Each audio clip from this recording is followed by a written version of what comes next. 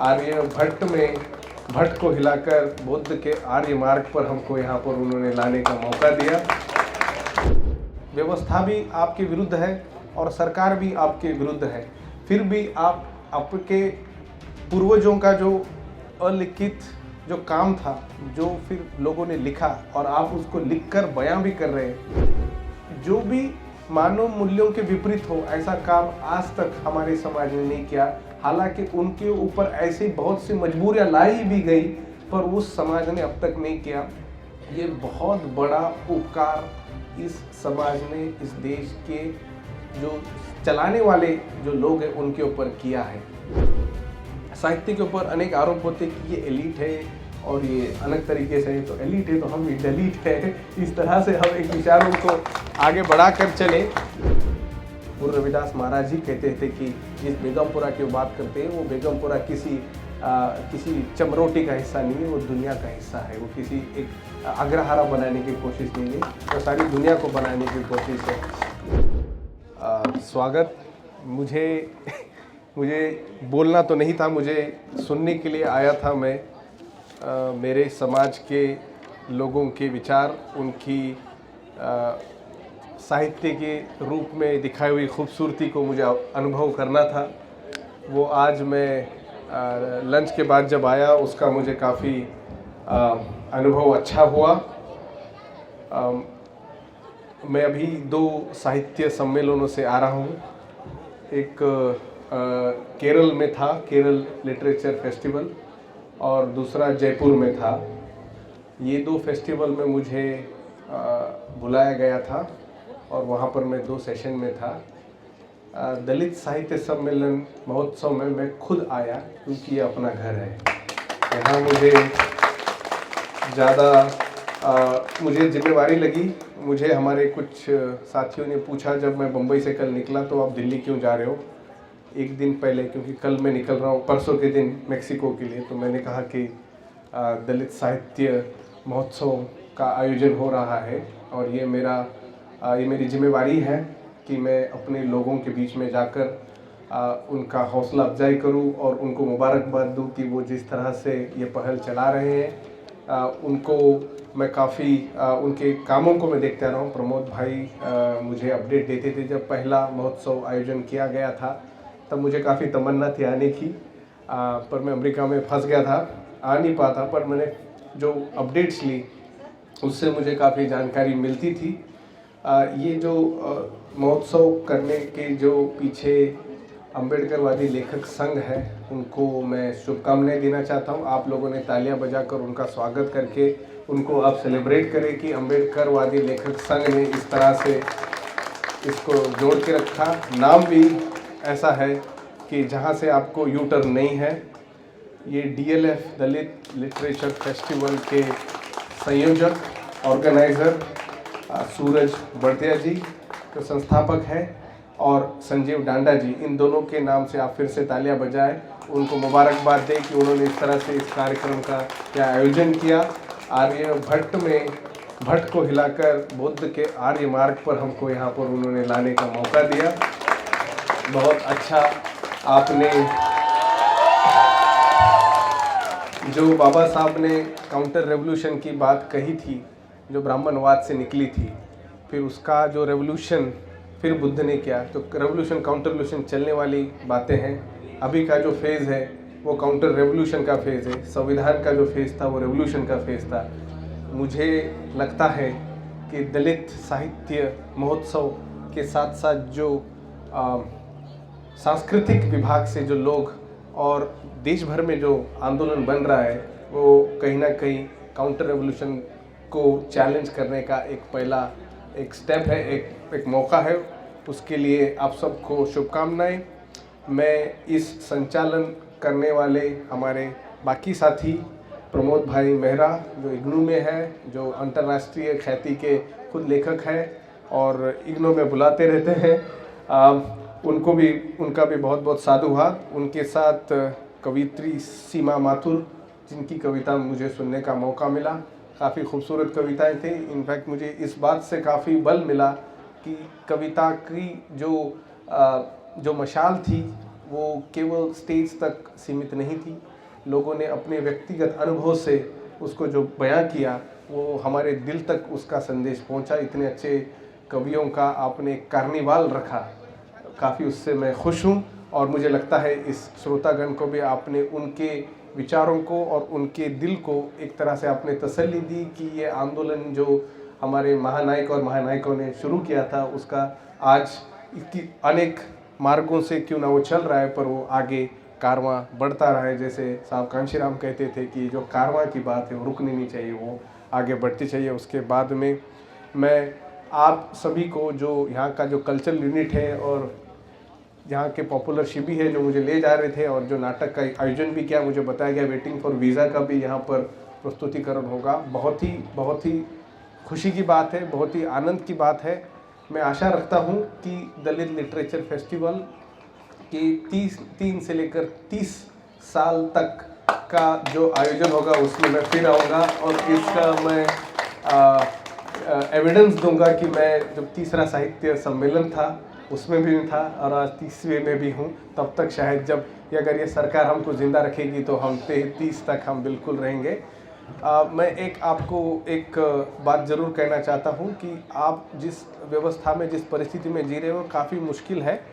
उसके होने के बावजूद व्यवस्था भी आपके विरुद्ध है और सरकार भी आपके विरुद्ध है, फिर भी आप आपके पूर्वजों का जो अलिखित जो काम था, जो फिर लोगों ने लिखा और आप उसको लिखकर बयां भी कर रहे हैं, वो एक बहुत बड़ा एक पैगाम है इस प्रोसेस का। उसके लिए आप जिम्मेवारी से करें। इसके जो इसका जो संस्करण होगा, इसके जो यहाँ पे जो प्रस्तुति हुई विचारों की, इसके कहीं ना कहीं इसके आउटपुट हमको केवल मल्टीपल लैंग्वेजेस में आने की बहुत ज़रूरत है। ये इंस्टीट्यूशनलाइज तो होना ही चाहिए। उसके साथ साथ हम ये भी कोशिश करेंगे कि इसको दुनिया भर के जो वंचित वर्ग हैं, जो हमारे जैसे हाशिए पर रखे गए हैं, पर मानव मूल्यों को केंद्र रखकर वो अपनी ज़िंदगी जीते हैं। भारत का बहुजन समाज, और अगर हम देखा जाए तो दलित समाज ऐसा समाज है जिसने दूसरे की जो खोती हुई जो अहिंसा की भावना है, जो लोग अपना जो बयां करते हैं वो हिंसा से करते हैं, जो भी कुछ हुआ एट्रोसिटी से या बॉयकॉट से करते हैं। पर हमारा एक समाज ऐसा है जिसने अभी तक जो भी मानव मूल्यों के विपरीत हो ऐसा काम आज तक हमारे समाज ने नहीं किया। हालांकि उनके ऊपर ऐसी बहुत सी मजबूरियां लाई भी गई, पर उस समाज ने अब तक नहीं किया। ये बहुत बड़ा उपकार इस समाज ने इस देश के जो चलाने वाले जो लोग हैं उनके ऊपर किया है। तो मुझे लगता है आपको इस चीज़ का काफ़ी एक अनुभव भी होता होगा, बट आपका आत्मविश्वास इससे बढ़े।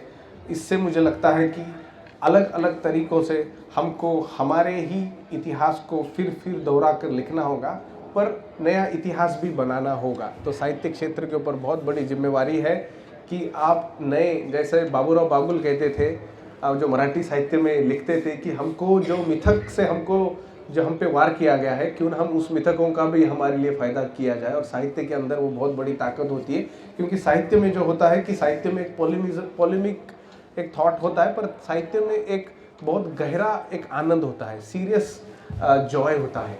क्योंकि वो गहरा इसलिए होता है क्योंकि वो आप उसको स्वीकार करते हैं, और वो स्वीकार्यता तब होती है जब बोलने वाला या बोलने वाली और सुनने वाला या सुनने वाली में अंतर नहीं रहता है। और साहित्य की एक बात होती है, वो अंतर दूर करने का एक बहुत बड़ा प्रयास है, ताकि मंच पे बैठा हुआ जो बोलने वाले और जो श्रोतागण है उनके अंदर का जो फ़र्क है वो सिर्फ यहीं ख़त्म होता है।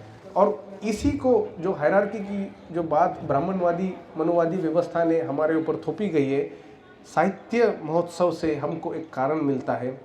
साहित्य के ऊपर अनेक आरोप होते हैं कि ये एलीट है और ये अलग तरीके से है, तो एलीट है तो हम भी डलीट है। इस तरह से हम एक विचारों को आगे बढ़ा कर चले, क्योंकि हमारे ऊपर बहुत से जो इन्फीरियरिटी कॉम्प्लेक्स डाले गई हैं।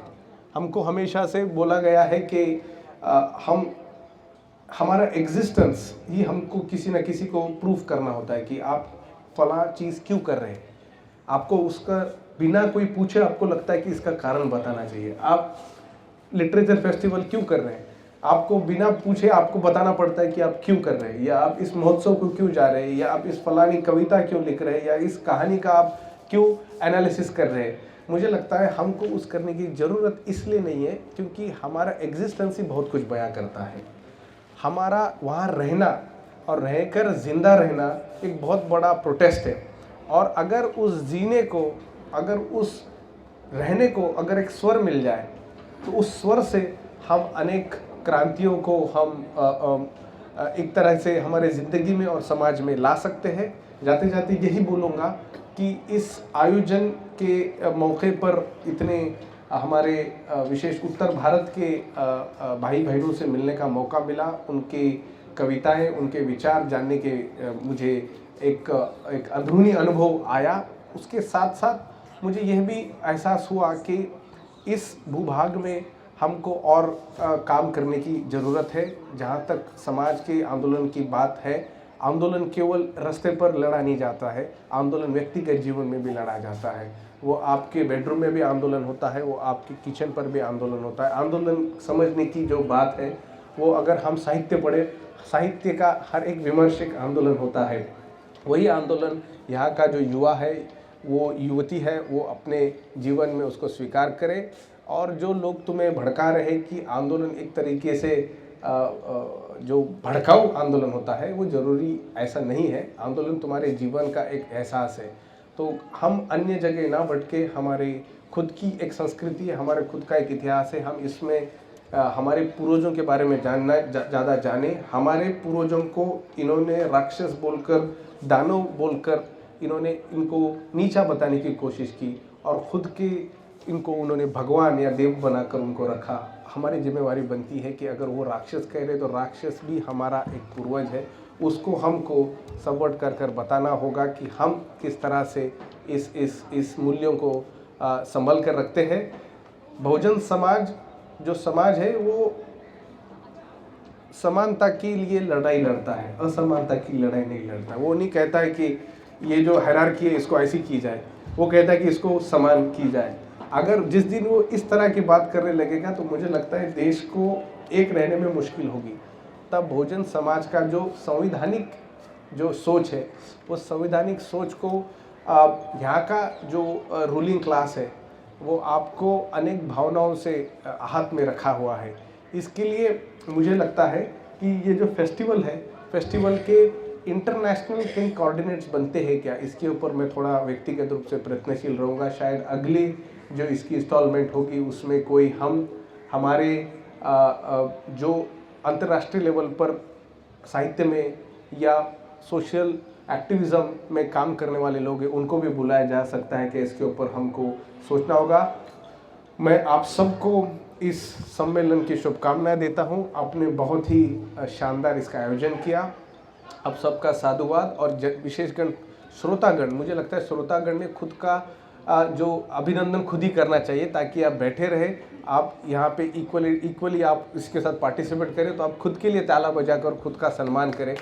बहुत कम समय होता है कि हम खुद की तारीफ, और हमारे समाज में तो ये है, मैंने अभी ये ठान लिया, मैंने काफ़ी लोगों को बोला है, हम जिंदा होते हुए लोगों की तारीफ कम करते हैं, मरने के बाद उनकी ऑबिचुरी काफ़ी लिखते हैं। तो ये हमारे इसमें थोड़ा सा बंद होना चाहिए।